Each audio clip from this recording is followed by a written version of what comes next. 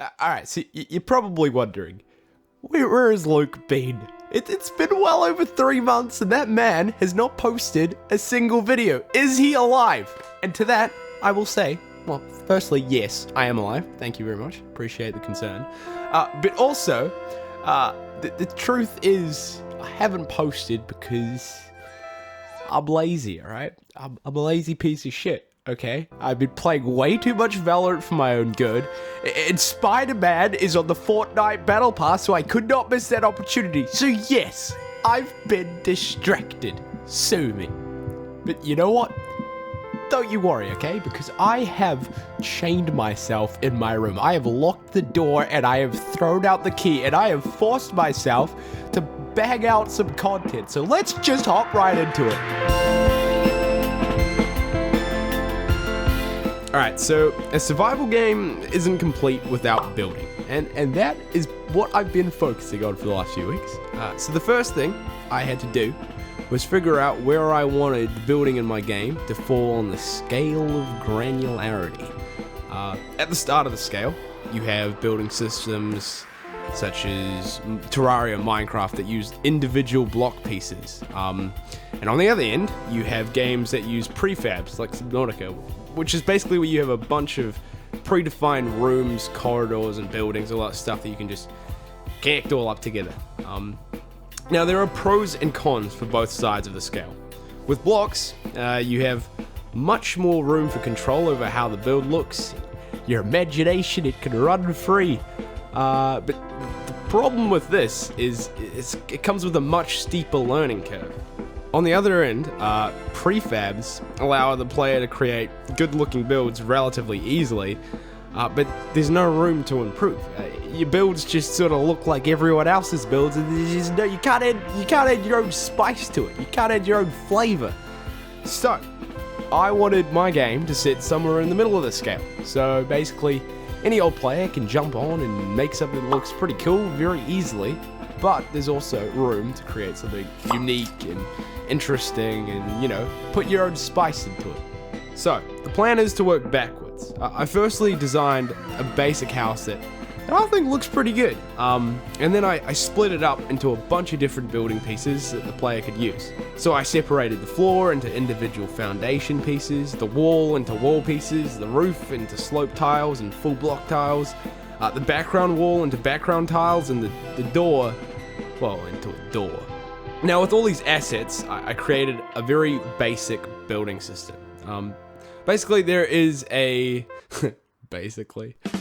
Essentially, how it works is there is a hidden grid system that is created the moment you place a block. And when this grid system shows up, every other block you place down immediately snaps to it.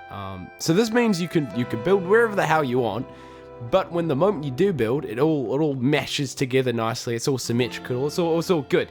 So yeah, that's pretty much like the basics of the building system. Obviously, there's going to be a lot more materials you can use in the future. So you can build all this stuff out of stone and iron and tin and all sorts of materials. I'll also be adding some more decoration blocks, so you can add flowers and paintings and all that sort of stuff to, you know, spice things up. So this is all well and good, but you see, I was delaying something.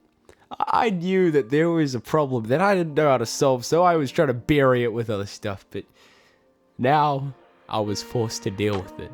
It's a little something called one-way platforms. I just want to start off by saying, I fucking hate these things, alright? They are little shit, dickhead awful pieces of shit. For you non-gamers out there, alright? They're basically platforms you can jump through, walk on, and then fall through if you so choose to. Now, this sounds easy, right? Every goddamn game on planet Earth has one-way platforms. The first Mario has one-way platforms, right? So I thought this would be easy. No, these things are they're fucking awful, alright? So the problem is, everything that the player and all the enemies collide with in my game has a parent object called OPAR Solid. In layman's terms, they are all part of a fun little group called the Solid Boys.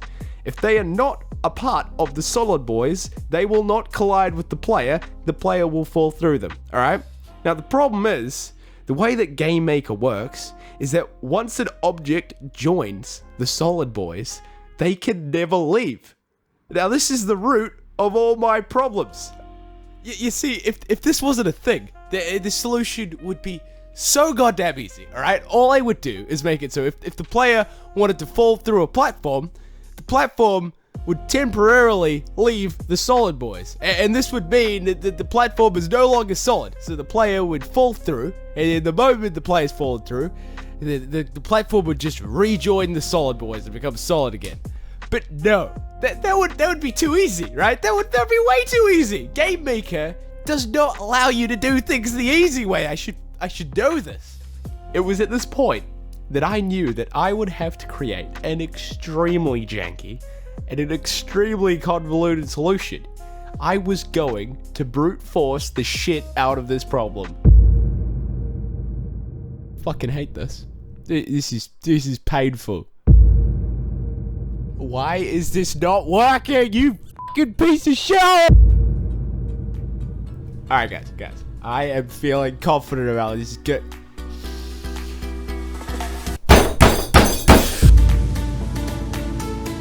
Just go through. Just jump.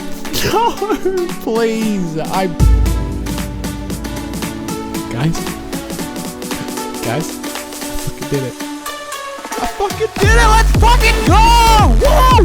Fuck you, Mario. Suck my dick.